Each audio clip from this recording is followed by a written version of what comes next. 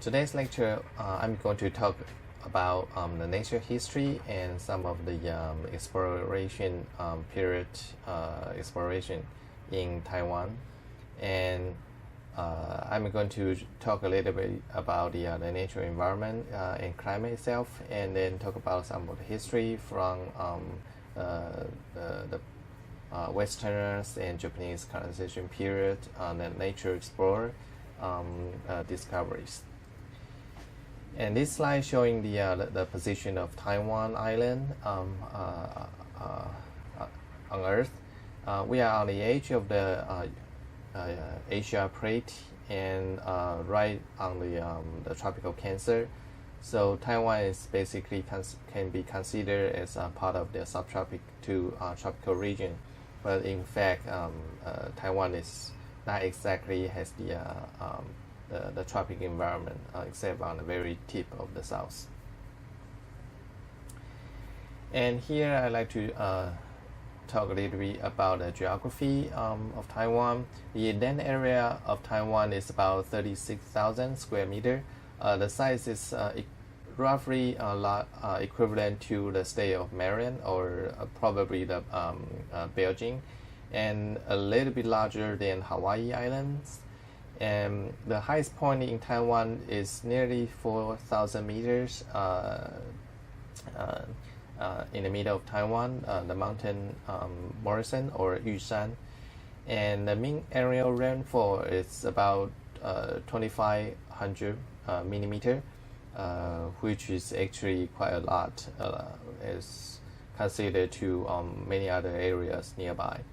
And the average annual temperature is about 23 degrees Celsius, but it is just an overall annual temperature. But if we break down to different area, then it varies quite a lot. And the formation of the Taiwan Island, although there are some debates, but basically we know that the formation of Taiwan Island was because of the plate collapsed together by the Eurasia plate and Pacific plate and also the Philippine plate. The three different plates push up and form the Taiwan Island. It has been proposed for the formation time is maybe 4 or 5 million years ago. And after that, there were a couple of glacial periods. And for example, the Bronze period happened in 1.5 million years ago, and the Mingdale period is 0.2 to 1 million years ago. And the closest glacial periods in Taiwan is probably 200,000 to 400,000 years ago, and because of the glacial period, the sea level was dropped to a certain degree, and it is believed that the Taiwan Strait was exposed to land during the glacial period, and it forms a land bridge between Taiwan and the mainland the Asia plate. So because of the land bridge, and a lot of animals and plants can migrate during that period, and this is one of the probably one of the reasons why we have a lot of flora and fauna are very closely related to mainland China nowadays, but less so between Taiwan and the Philippines. And if we compare the flora of Taiwan and China and Japan and the Philippines, and we can have some of the basic idea about the relationship about the plant species. And between Taiwan and China, there are about 58% of the plant species are in common. And between Taiwan and Japan, and there are 41% of the species are in common. And between Taiwan and Philippines, the common species are down to about 30%. And consider Taiwan and the Philippines are very close, and why are the common species are so uncommon? And I mean the percentage are so low, and this is probably because between Taiwan and the Philippines there are pretty deep strait, and so therefore during the glacial period, and even though the sea level is lower, but Taiwan and the Philippines probably never form a land bridge. So all the plants and animals they are moving to Taiwan or Taiwan to the Philippines must have the ability to cross the deep water, and so this is probably the reason why the common species between Taiwan and the Philippines are so less than the other areas. And if we consider the effect of the glacial period, and the sea level is lower, but the temperature is is lower as well. So during that time, the elements of plants and animals are able to move between the land bridge are probably those the plants and animals are adapt to cooler weather, and because the weather is really down to a certain point, and because of this phenomenon, the plants, for example, can disperse through this land bridge to the lowland of Taiwan, but when the temperature is getting warmer, and the land bridge was gone, and the southern part of Taiwan they can have some of the elements from the tropical region, but actually they have to cross the strait in order to move into Taiwan. So we can consider the plants and animals the migration mode or dispersal mode, and so for the temporary components, they probably can go through the land bridges.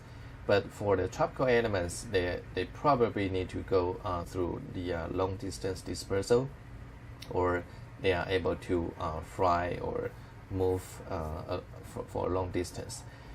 So this is the basic idea about how the flora and fauna was formed in Taiwan, but the separation for Taiwan Island and the other areas is still significant, because the mountains in Taiwan is pretty high.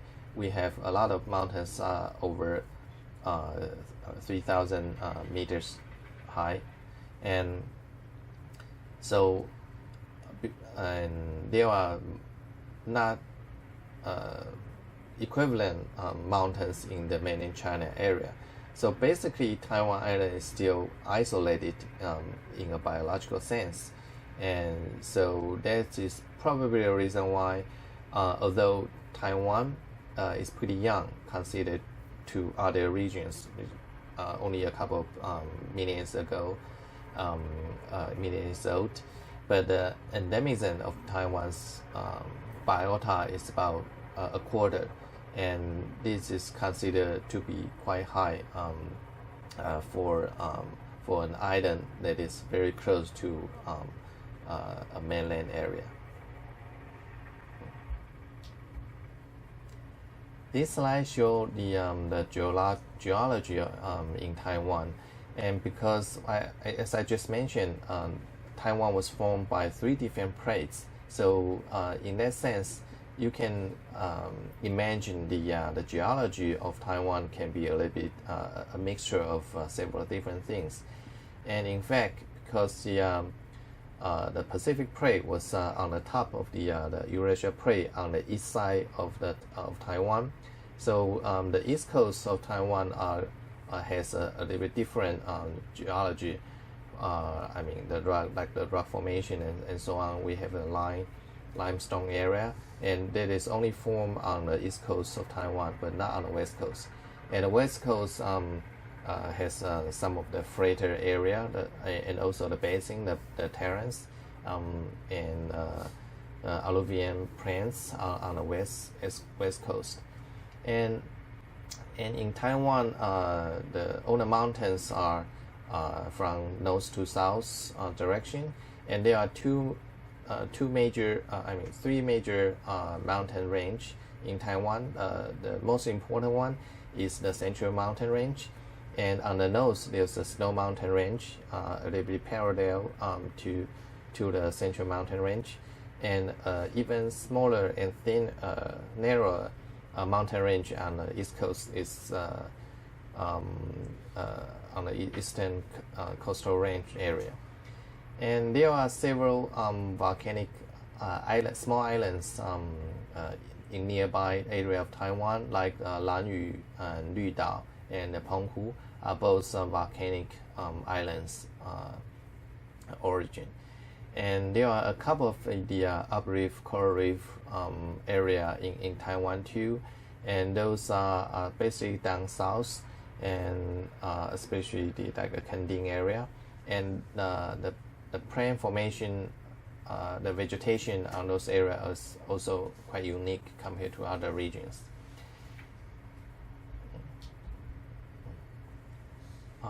And next I'm going to talk about the climates in Taiwan. And I just mentioned that we have, if you can only consider the annual temperature and annual rainfall, Taiwan is roughly can be considered as a tropical region. But if we break down to the different part of Taiwan, and on the northern part, the annual temperature is a little bit lower, around the 22 to 22 degrees Celsius, and to 25 degrees Celsius on the southern part of Taiwan. And the annual rainfall is also not the same in different area. In some area, like in the northeastern part of Taiwan, the annual rainfall can be up to 4,400 millimeters, which is really rain a lot. And so like in Keelung and Yilan, it has been considered as the rain city, and usually probably roughly maybe 300 days is cloudy days or rainy days. But in some other area, especially on the southwest part of Taiwan, the rainfall is much less, can be about half of the rainfall than the two area we just mentioned, about 1,800 millimeter. And in the mountain part of the Taiwan, like for example in Yushan, the highest peak in Taiwan, the annual temperature is only about 4 degrees Celsius, and but the rainfall is still quite high, for the 3,000 millimeters.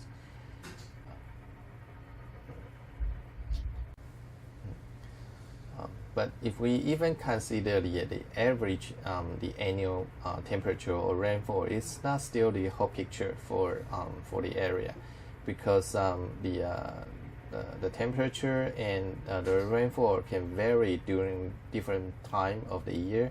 And this slide show the variation of the temperature and the rainfall in the northern part of Taiwan. And usually of course during the winter, the temperature is much lower, could be like 10 degree or also Celsius. And the rainfall is also vary. It's not we don't exactly have the dry season, but in average we have more rain during the winter. But during the summer, we still have some of the rainfall, and it's kind of unpredictable because of the typhoon, and we sometimes can have 4 or 5 typhoons for the summer, and it can bring a lot of rainfalls to the area. And the next slide shows in the southern part of Taiwan, and showing the similar situation, and even more extreme, because in the southwestern part of Taiwan, we do have a drier season, and during some period of time, like in the winter time, it's usually drier, but the temperature varies much less than the northern part or the middle part, and it maintains like a 20 degree or so Celsius. So after the brief introduction of the nature history and the environment of Taiwan, and now we are moving to the next topic about some of the early exploration of Taiwan, especially for the nature survey by human. And for Taiwan, we can first we can briefly mention about the history of the colonization in Taiwan, and the Aboriginal people in Taiwan probably arrived about 3,000 or so or 2,000 years ago, or depends on different opinion, but basically that's beyond our knowledge for what's their major impact. But for the colonization or the modern human movement, and we can roughly only mention about 300 to 400 years, and the first colony is probably a few from the southern part of China, and then followed by in the 17th centuries, there are a lot of Westerners coming here during the Dutch and the Spanish and the British different empires, exploring the over the world, and we can see some of the influence in Taiwan Island as well. So in the first colony in Taiwan is from the western is probably the Dutch and the Spanish people, and the Dutch people has more influence than the others, but they are mostly restricted to the southern part of Taiwan, mostly in Tainan area, and there's also in a town in Danshui, there's a few influence by the Dutch. And after the Dutch was defeated by Zheng Chenggong from the late Ming Dynasty, and then it was rapidly like in 20 years it was defeated by the Qing Dynasty armies, and because of many of the historical reasons, and many of the people from Ming Dynasty colonies was moved back to mainland China, and basically during the Qing Dynasty era, and there are only a few of the new colonization in Taiwan, and but basically on the western part of Taiwan, as you can see on this map, the green area, but not in any of the mountain area, and also not on the east coast. And after the Qing Dynasty, then there's 50 years of Japanese colonization period, and which has more influence on the mountain area and the east coast, and we are going to talk a little bit about the nature survey during the Qing Dynasty and the Japanese colonization period. So for the nature surveys in Taiwan, we can roughly divide into 4 different periods of time. And the first time is the very early settlements, but this is almost without any documentation except for very few words on some of the articles published in Mandarin. And then it's followed by the Westerner explorers, and some of the collectors are actually plain hunters sent by the empires, like from England or from Poland and some other countries. And then it was followed by the Japanese colonization period, and there are a lot of Japanese botanists and some other people. They come here, come to Taiwan, do a lot of collection and some research, especially in the Taihoku Imperial University, which is now the National Taiwan University. And we have a lot of inventory studies was done during that period. And basically, the knowledge of the animals and plants are roughly established in the Japanese period and the 50 periods of time. And after 1945 and to now, and basically we use this very well established foundation for establish our knowledge for the plants and animals.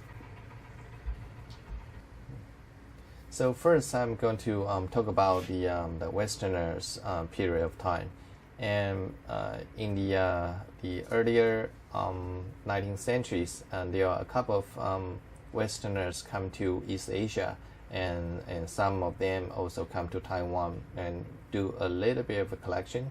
And most of the time, they just stop by probably a short period of time, couple weeks or 1 year, for doing some of the collections on the trip to probably also to China and to other areas as well. And some of the early collectors are listed here, like Adams and Fortune and Wilford, Swinford, and a very special case by Dr. McKay, and who's staying in Taiwan for a really long time.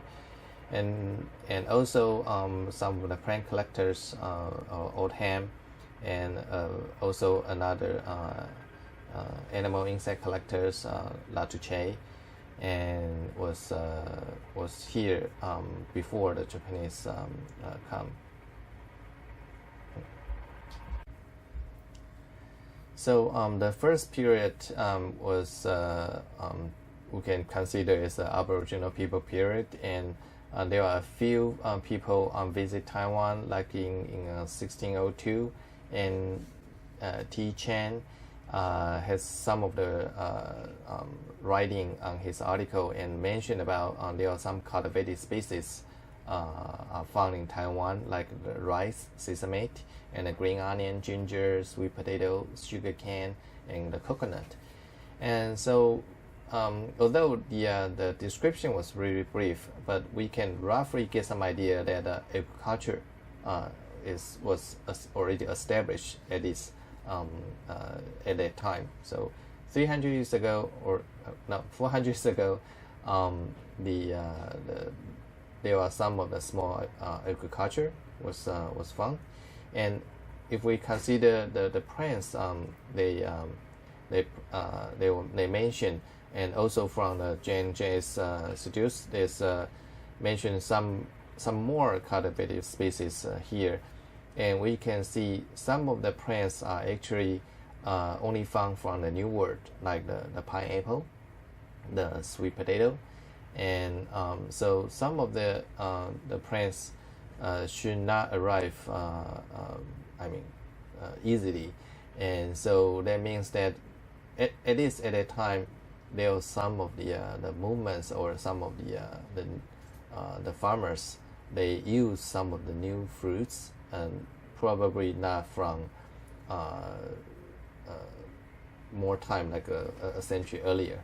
So this can give us some of the brief idea about the plant uses, and many of the plant uses are very closely related to the Southern Asia and also Southern China, but some of the plants we commonly use at a time are already have some tropical elements, like the betel nut, the banana, mango, and coconut, and those elements are basically from the south, maybe from Southeast Asia. Then some of the settlements, they bring these the tropical fruit and into Taiwan, and but only very few are mentioned during the period about the native plants, and only like ecosystem or America, and those plants are commonly found in Taiwan in the lowland area, but it was almost undescribed in during this period of time. So next, I'm going to talk about the Westerners come before 1895. The Japanese came in that year, and but the Westerners come here are kind of in the different missions. They come to Taiwan roughly because they also visit Taiwan or some other nearby area. And so they only stop by Taiwan for a very short period of time, and maybe a few weeks to a month or a year. And in very few cases, they spend a little bit longer. And here is a figure showing some of the early collectors in Taiwan from the Western countries. And the earliest collectors in Taiwan is probably Adams from England, and he's interested in collecting insects and bivalves and the clams, and only stay in Taiwan for a short period of time and just collect those things and send back to England. And next is very important one is Robert Fortune, and we'll talk about him a little bit later on, and also Charles Wilford, and those two are the plant hunters, so they collect a lot of plants in Taiwan and also nearby area. And after that we have Robert Swinhoe and Richard Oldham. Both of them are very important botanists and zoologists, and they have done a lot of collections and very important collections of the animals in Taiwan. And there's a very unique case here. Is Dr. McKay, who is a medical doctor in Taiwan and spent his about half of his life in Taiwan, and mostly, of course, helping people and as a medical doctor, but he's also a collector of many other plants and animals. So he also collects some of the interesting things, but because of his limited time, he didn't actually go too really far to do specific collections by himself. But he's very supportive in that region, in the area. And some others like Latouche also spent some time in Taiwan, who is also interested in the animals. And you probably know Latouche because of the Latouche's frog, and one of the species can be found in Taiwan.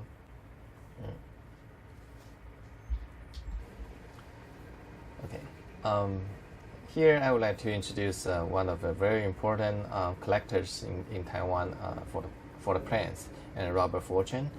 He is a horticulturist from Scotland, and he is into Asian regions mostly to collect the teas and sent by Kew Garden. And he has been to China 4 times, and one time also to Japan. And the only time he spent in Taiwan is really brief, only for a day. But this is one of the major contribution for the plant collections and some of the early descriptions. So we mentioned here is quite an important thing. But before that, he has been considered as a tea thief, and because he's the mission for him to come to China is to try to bring back the tea plant back to England or to India. Well, because India was part of British Empire at that time. So because the tea price is very high, so but they at that time they don't know how to make tea, and they have no idea how these dry leaves was made and how to make a tea, and so they sent Robert Fortune to try to collect the actual living plant of the tea, and also how do they make the tea in local area. And so Robert Fortune was sent by Q, and he collected really a lot of tea seedlings, and he collected probably 40,000 seedlings of the tea plants collecting in the southern part of China, and he bring those a huge amount of seedling to the bottom of the Himalayas, and to and sending to, of course, back to England, and also they send try to plant a tea plant in Assam, in India, and later on was sent to Sri Lanka. So in Indian area, these are the two major regions making teas nowadays. There's this influence by Robert Fortune. He for his plant he bring to Assam and Sri Lanka, and but for the contribution for the plants exploration in Taiwan is because he visited Taiwan in the year of 1854 to Danshui, and he only stayed there for 1 day, but he made some of the notes on the lily and the rice paper plant, as the two plant photos shown on this slide, and he was amazed by the beauty of the lily and formosanum, and it is right in the flowering season, and he see a lot of the lily plants along the seashore and to some of the inland area. And he's also noted by this interesting plant, the rice paper plant, and because it has it's quite unique. The leaf pattern, it has a very big leaf. You can use that as an umbrella, actually. And the local people use this plant for many handicrafts and many other things too. And when I was a child, and we in a class, we actually also use this rice paper plant, the stem, and to make some of the handicrafts, and because we at that time we don't have any polymer packing materials we can use, the plastics, so we use this rice paper plant as an alternative. And these two plants are both quite interesting in that, although they are both can be found in Danshui, but they are both of them can be found in the middle altitude of Taiwan. So both of them has a very wide living range for their life, and so this is a very kind of interesting discovery by him, that he noticed these two very interesting plants. And next, I'm going to talk about Robert Swinhoe.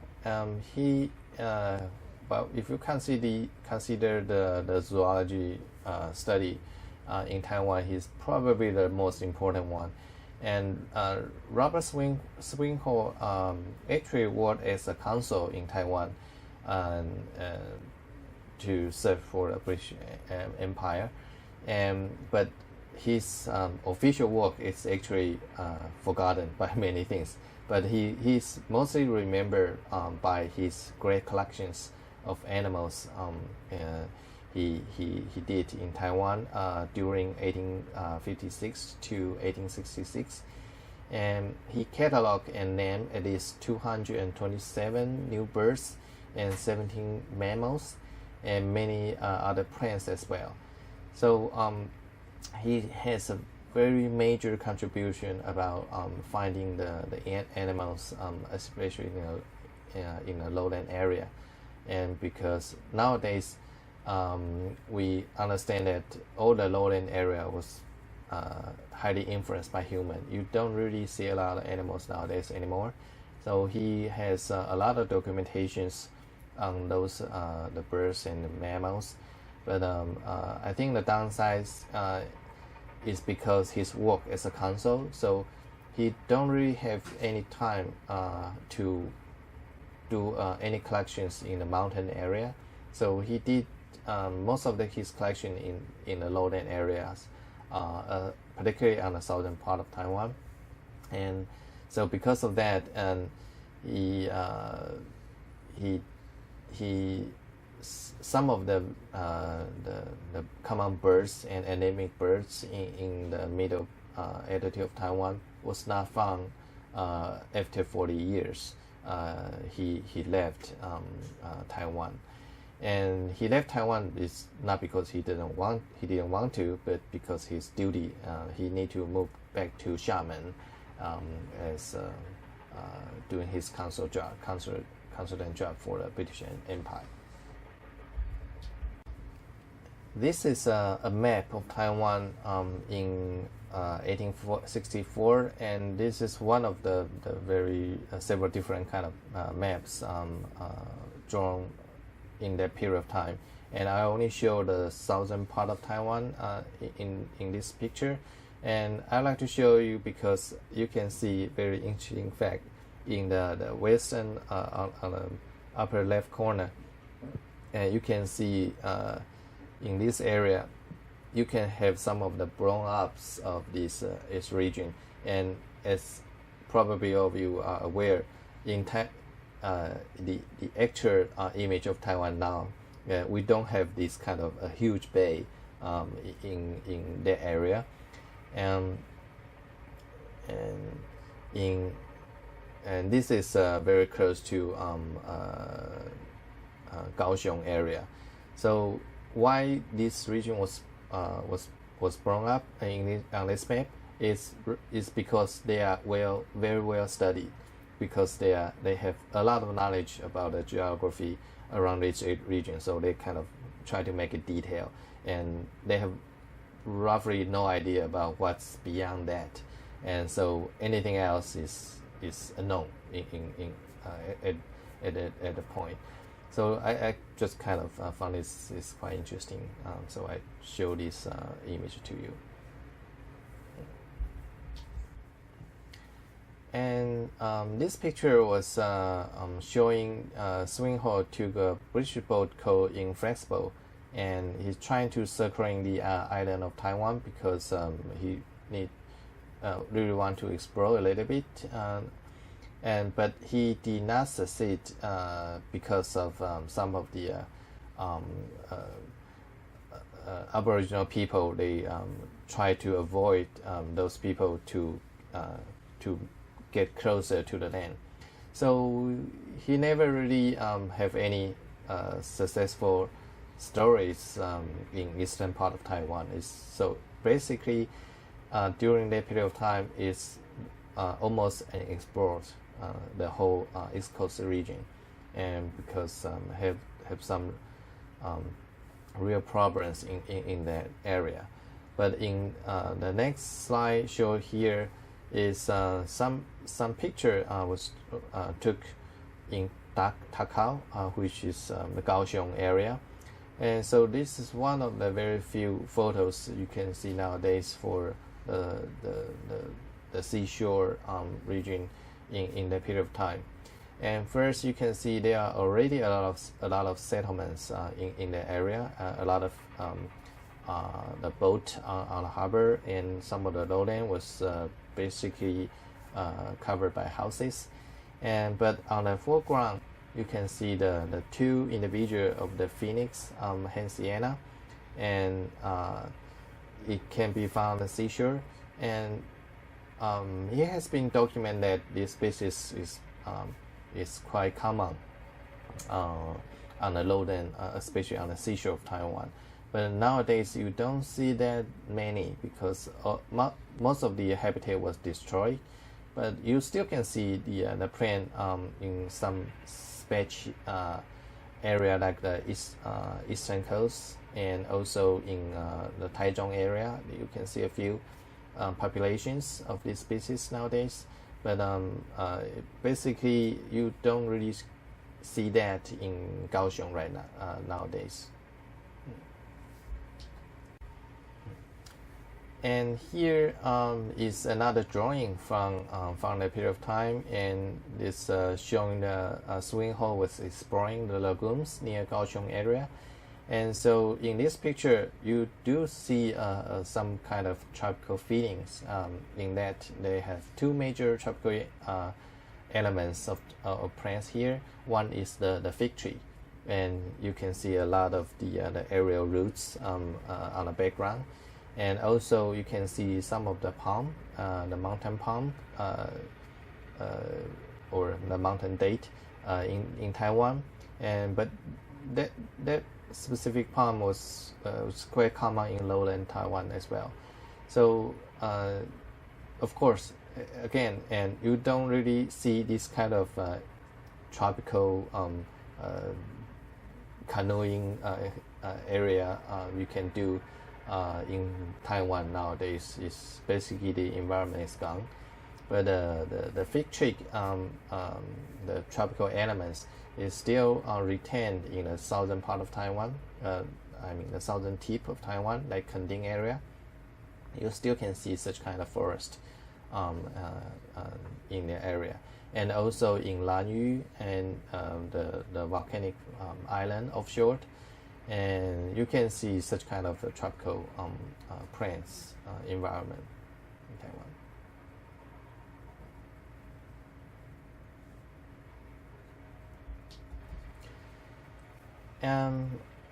I'll talk a little bit about the contribution by Robert Swinhoe. And as I just say, he named a lot of different kind of birds and animals. And here are some of the animals named by Swinhoe, including the Formosana wild boar, the Taiwan rock macaca, and Taiwan gem-fed civet, and Formosan cloud leopard, tree civet, and Formosan primo, which found in the mountain area. And this Formosan cloud leopard was very interesting because, well, it's basically considered as extinct in Taiwan because nobody has seen it for 30 years, and also so it's very likely it's extinct.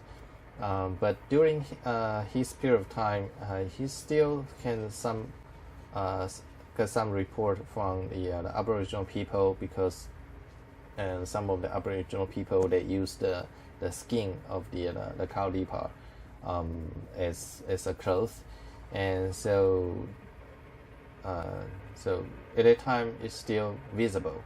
But during the Japanese colonization period, the cloud leopard is already very, very rare, and it has only been spotted a very few times, and because it's it only show up during the night, so you don't really easily can spot it. But it has been a lot of effort on trying to confirm if there's any presence of the cow leopard in Taiwan. But basically, we use a lot of the far rate the cameras, the video cameras and sensing cameras, but no hope. And so this is one of the plants is likely went extinct. And there are several other plants were named after Swinhoe, like Swinhoe pheasant, Swinhoe's tree lizard, Swinhoe lupus, Swinhoe sabia, and it was the species epithet was Swinhoei or Swinhoenis or Swinhoei, and that is basically named in honor of Robert Swinhoe. Sometimes it's collections from Swinhoe, sometimes it's based on his contribution. And here shows some of the photos of these animals and here. And the Swinhoe pheasant was quite impressed by Swinhoe, and actually was a big hit by by the European, like, oh, this is a really beautiful bird, and it's found in Taiwan. And this is a picture of Sabia swinghoii, and it has a very tiny flowers, greenish flowers, and it's kind of vine, and it's not very easy to be spotted actually. And this plant can be found in lowland area of Taiwan, and I took this picture in Jiufen area, and it's really not easy to see the plant actually unless it's in a mass flower, but usually it's unlikely. So I was curious that that's how swinghoii was able to ID this the plant, but this is a very unique plant in that it has some of the primitive characters like undifferentiated stamens, and also not so colorful parents in this species. But anyway, this is just showing the picture of it. Next, I would like to talk a little bit about Richard Oldham. He also was sent by Kew Garden from Royal Botanical Gardens, and he visited Taiwan a very short period of time in 1864 in Danshui and Jilong, which means in the northern part of Taiwan. He collected about 600 species, and most of the specimens are now in Kew. But although his stay is very short in Taiwan, but he discovered over 60 new species of plants. So this is quite impressive of his contribution. And there are some of the new species listed here, including the Liquidembar formosana and Ficus formosana, and there are some of the plant was named after him, like the rhododendron, Oldhamii, and which is a very common, commonly found in Taiwan, and especially in the springtime, you will see a lot of this rhododendron Oldhamii in Taiwan. And another plant named after him is Chloranthes Oldhamii, and it was named to honor his contribution. And this plant is also quite unique in that this is very primitive plant species, and it has does not have any distinct parents, the petals, and very strange form of the stamens and a very tiny pistil. And so this is also a very interesting plant here. And as this picture is the Liquidembar formosana. It was found by Oldhamii in Danshui, and is commonly cultivated in all over Taiwan as well. And this is Liquidembar is one of the very interesting species. Has this trunk distribution, which means that it's found in East Asia and also the eastern part of United States.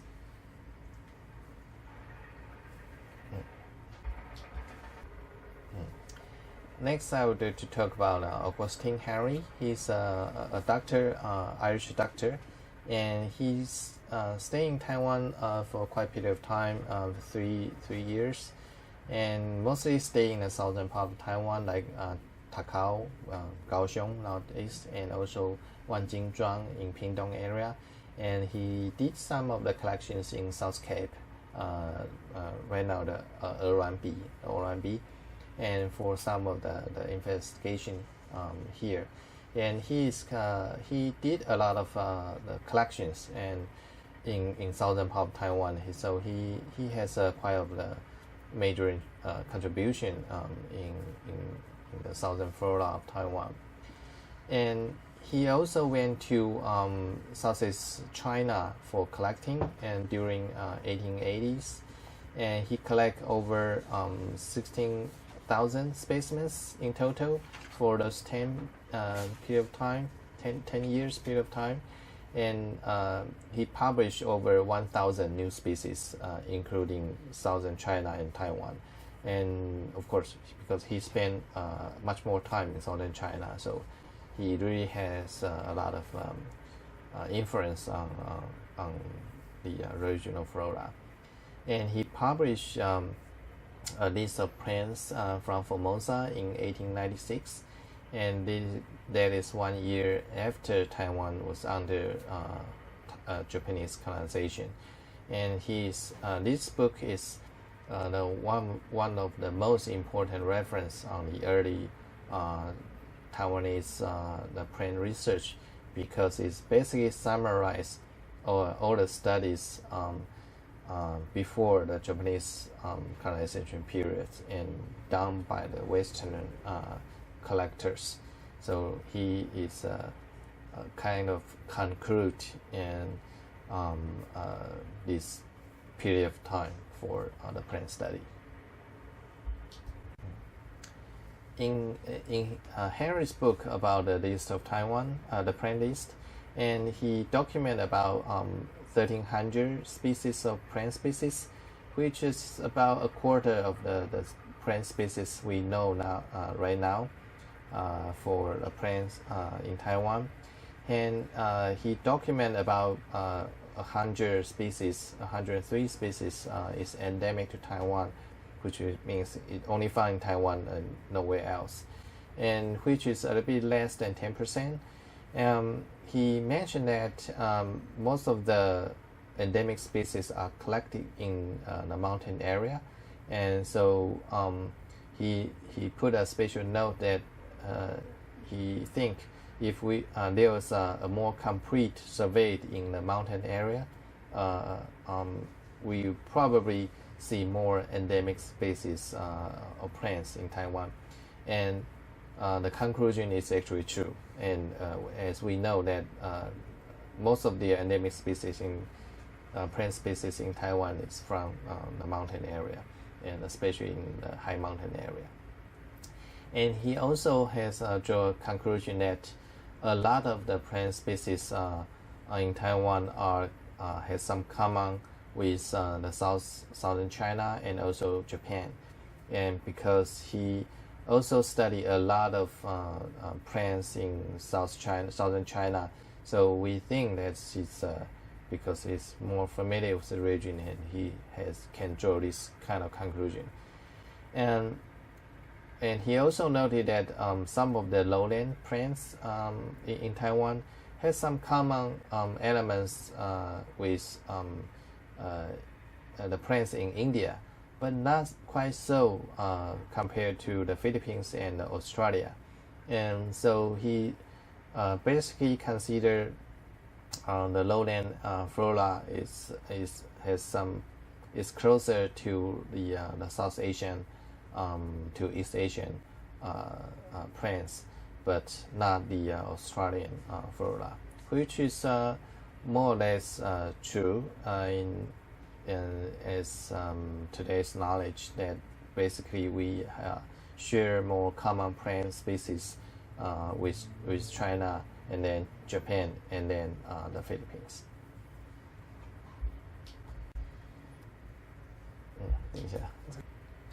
Next, I'm going to talk about another very important period of time for the nature survey. It's the time for the Japanese colonization period in Taiwan for the 50 years. And the Japanese came to Taiwan for the nature survey for several different purposes. They are here in Taiwan, basically use this as a base, trying to get more knowledge about the whole Southeast Asia and the Pacific, and because the needs for the empire expansion for the Japanese.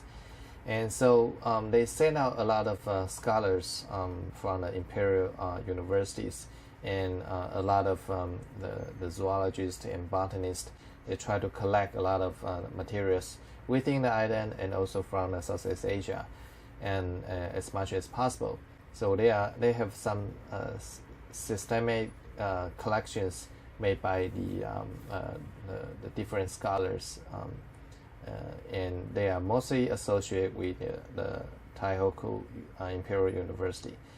And one of the earliest collectors are Zonasuke Tada and Kikuchi and Oshima, and those are mostly the animal collectors.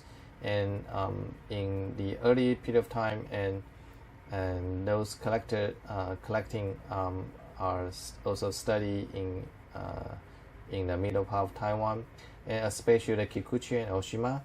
And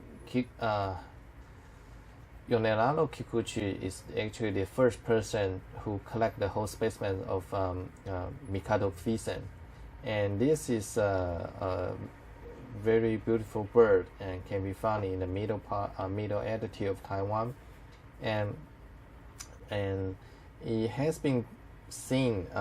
Very interestingly, the type specimen are only based on the two feathers of the bird, and it was actually collected by Goodfellow in 1906, and by one of his follower, the Porter of Aboriginal people. He see these two very beautiful feather on his the headdress decoration, and say, wow, this is quite unique, and this must be a new species. And so based on these two feathers, and the name was established. I mean, the type specimen was established, but it was not found until later by the Kikuchi. And so because the bird is only found in a middle altitude, so it was this kind of not so uncommon bird was only documented in so late area. I mean, period of time compared to Swinhoe. I think if Robert Swinhoe ever go to mid altitude, he would definitely spot this very beautiful bird, the Mikado pheasant. And Kikuchi is the first one who actually have the specimen, and he collect quite a lot of specimens and send them to different part of the world to study. And this is the picture of the bird. And here is a picture of the Formosan landlocked salmon, and it was found by Masamitsu Oshima in 1935. And as soon as he spotted this salmon, he see, wow, there's some resemblance about the landlocked salmon in Japan as well. So after some of the comparison, he decided this is a new species. So he named is Oncorhynchus marso formosanus. And there are three different subspecies of this landlocked salmon, and the three species are found in Taiwan, Japan, and Korea. So this is very interestingly because the salmon, this has a behavior for has to swim upstream for laying eggs, and if they are we call it a landlocked salmon because it was the stream was blocked, and so he cannot get back to the ocean. So he basically, the route, and so the fish will basically have adapt and then evolve into a new taxa here. And so this is one of the very famous under conservation protection in Taiwan, and it was discovered during a period of time too. And besides that, there are a lot of botanists, Japanese botanists have a lot of contribution, including the Tashiro Hayata and Shimada Sasaki Kanehira and Yamamoto Kudo and Masamune. And these Japanese botanists, some of them are working in the universities, some are work and actually as a governor, like the Tashiro, and some of them are working in a forest institute, and they are here for investigation for the local flora and try to see what are the resources they can use, like some of the trees, which kind of trees are available for the woods, and can extract some of the chemicals and so on. And I'm only going to give some of the botanists in this lecture, including Kudo, Sasaki, Kanehira, and Hayata, and so on. There are a couple others. So first, I'm going to talk about Takiya Kawakami. He was the founding director for the National Taiwan Museum from 1810 and 1815. So he's basically kind of a governor representative in Taiwan and trying to establish the museum. And he's basically in charge of the collections over the whole island of Taiwan. So he sent out a lot of the collectors and published a list of plants of Formosa in 1910.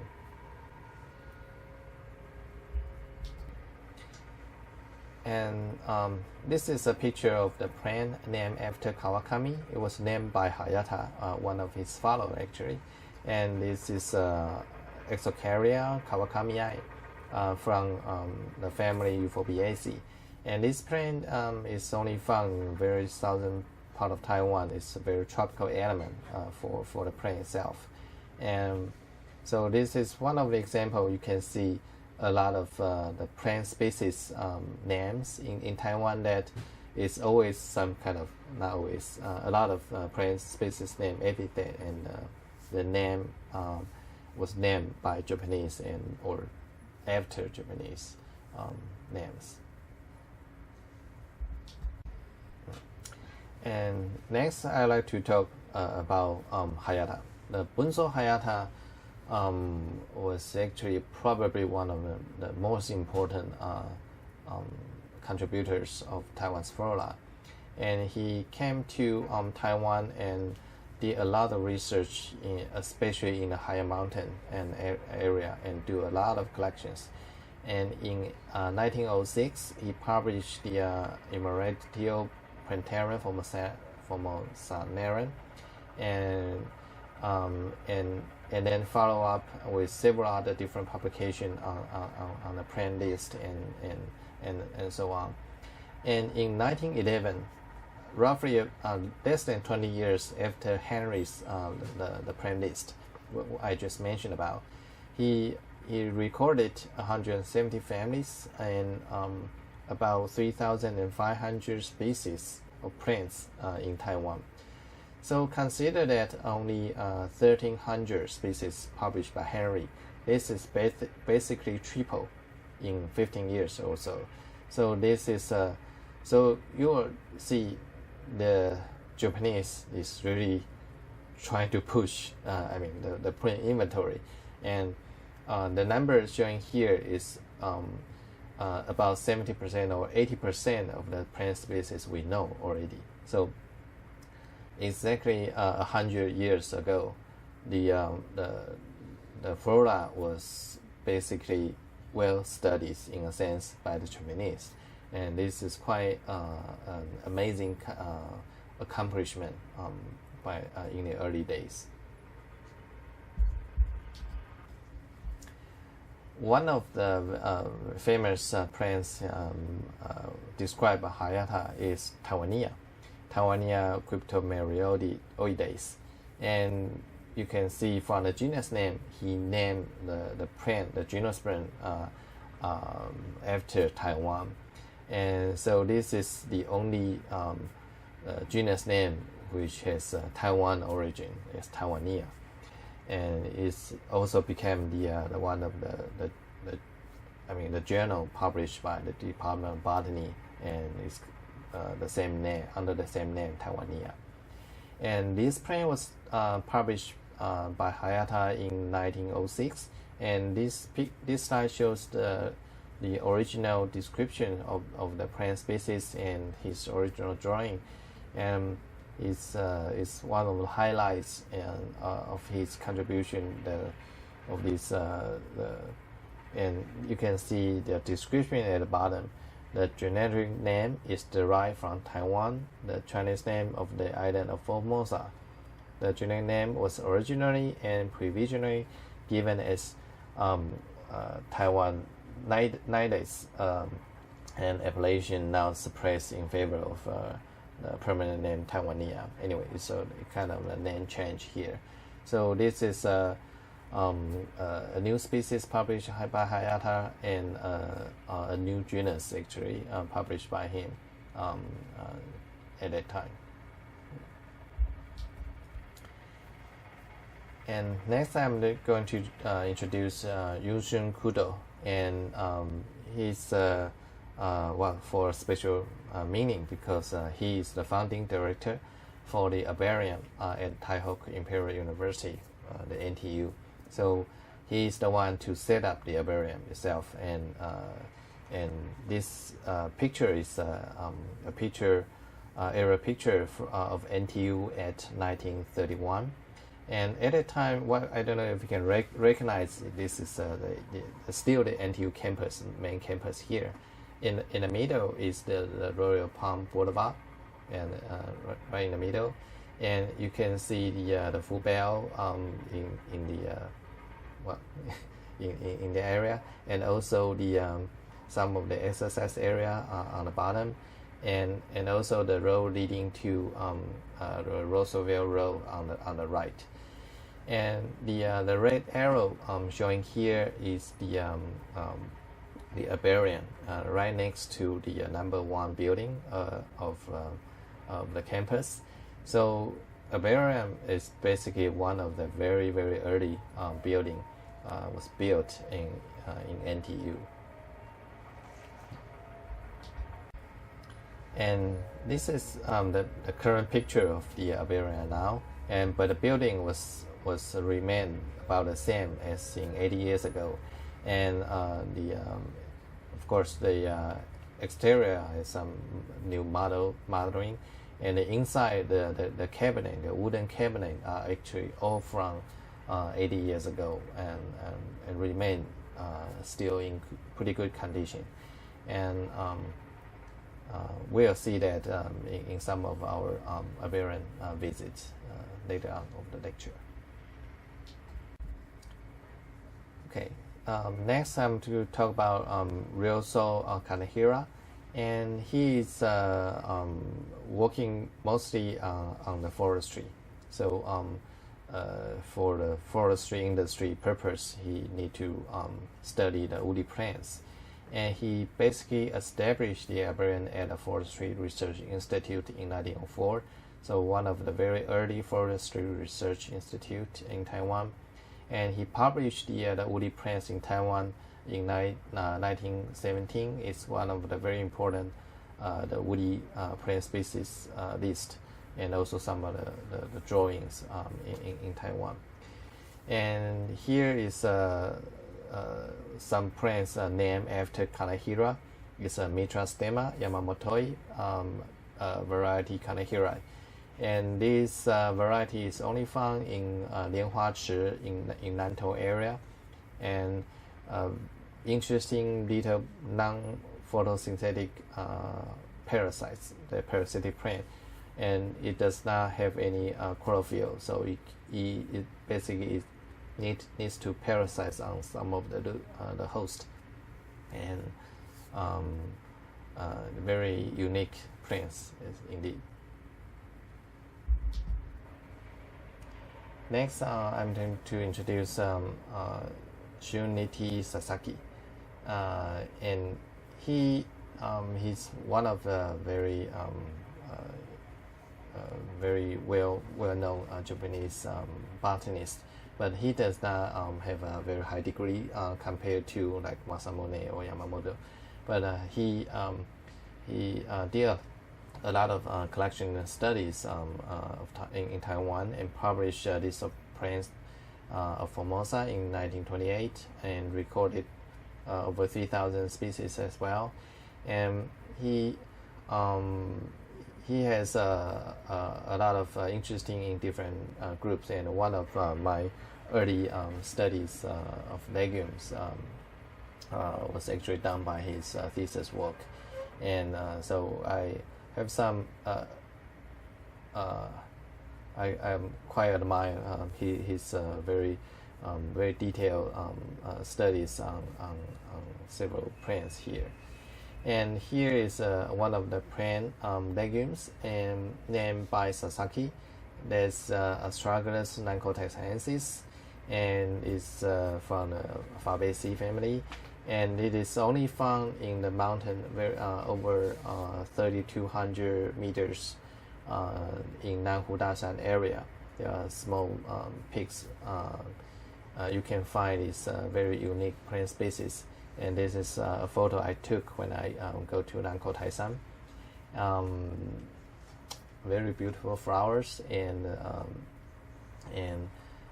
this is one of the 3 Astragalus species can be found in Taiwan, and because Astragalus itself is mostly temperate distributed plant, so this is actually highlights some of the uniqueness of the alpine mountain areas of Taiwan. We still have this considered to be relic species, and right now it's a new endemic species in this region. And next is Yoshimatsu Yamamoto, and he was a professor in Taihoku Imperial University, and he also went to California and Kew Garden for some of the study during the time. And most of his contribution is actually on the Southeast Asia collection and also from the Pacific collections. And so he published the flora of Hainan Island, and he was actually the student of Kudo I just briefly mentioned about. And so he published his thesis as for the Supplementa Inconum Plantarum Formosarum. So he published 5 different volumes and until 1932, and this is also one of the major contribution by during that period of time. Okay, and in this book, this is one of the example. The plant he described as a new species, Epilobium noncotaxenense, and this is the picture and drawing of it. And this is also a very beautiful flower, can be found in Nankou area, and a very large flower compared to the leaf. And this is actually it has the largest ratio for the flower size and the leaf size for the genus Epilobium all over the world. And so it is a very, very beautiful, very showy pictures of this plant. And the last person I'd like to introduce during this period of time is Genkei Masamune, and he published the Taiwan's category, the Taiwan plant category, and the Hainan flora almost right before the end of World War II. And after World War II, he moved back to Japan, but still continued his study in Taiwan and in Southeast Asia. But as far as I know, he never came back to Taiwan again, and he died in 1993. And he published a list of plants in Taiwan in 1954 when he was in Japan. And he also established the journal Kudoa. And this picture showing some of the type specimen localities from the records in TAI herbarium. And this just give you a rough idea about the contribution by Yamamoto and Masamune about how they send out the plant collectors or collect by themselves for the Pacifics and collect the plants and study it and deposit the type specimens in TAI. So many of the other researchers in the Pacific and in Highland area they need to come to TAI to check out the type specimens for their own plants. So this is kind of very interesting and unique. And this, of course, again, is because the Japanese Empire expansion, they trying to set foot on these Pacific islands, and this is the consequence about it. After the Japanese colonization period and to today, and there are two major contributions for the flora of Taiwan, and right now we have that's already second edition of Flora of Taiwan already published, and the first edition of the Flora of Taiwan was published in 1975 to 1979. And on the picture on the lower left are the 5 editors from left to right: Charles DeVoe and Tang-Rui Liu, Li Huiling Li, Tetsuo Koyama, and then Zhen Quan Huang. And those are the kind of set up a stage for some of the studies left by the Japanese, and they continue to trying to accomplish and make some of the accomplishment here. And after a certain period of time, and we feel the need for a revision of the flora of Taiwan.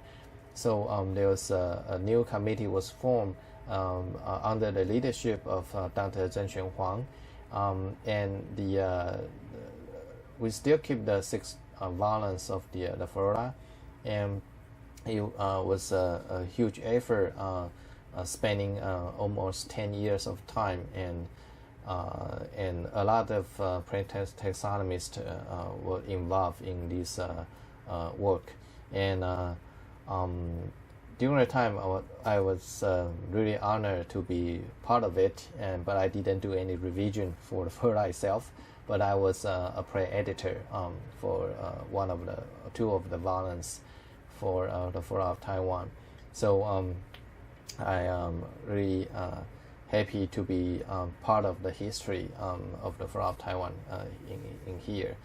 And currently we are under the 3rd phase of the flora of Taiwan project, and we are probably not going to print out, to publish any printed version, but instead under the leadership of Changfu Xie, and we are probably going to use that as the online version for the new revision for the flora, and so the work is continued, and